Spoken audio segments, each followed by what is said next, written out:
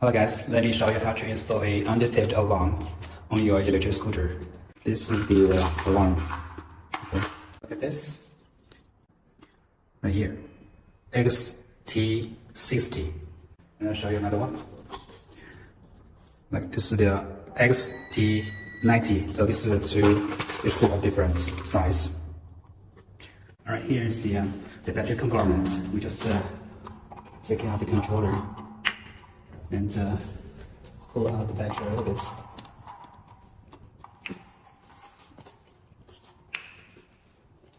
You'll see here is the power cable, here to the battery, and here's the controller. So you take out the alarm like this, right? And put this relay in the middle of the battery and the controller. Okay, and put this end to the controller. Yeah, that's it. Very easy, right? We already installed the under-theft alarm, right? And so we turn on the scooter, and we touch it, and then we can run it. Okay, and once we lock it, this one, press the faster button.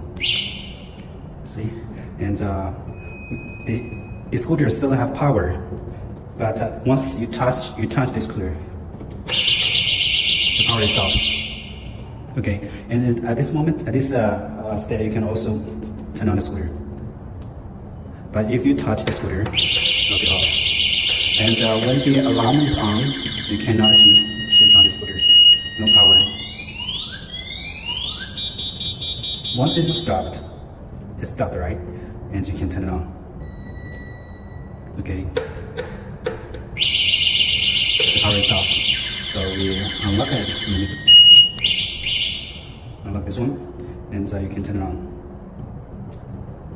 Look at the third button, this one. We double click the flash, this flash button. 1, 2. See, it's off. And when you touch it, there's no alarm. And you try to switch on the scooter, there's no power. But never do this way again, because this one will cost you power. So we press the button in the middle, and we turn on the scooter.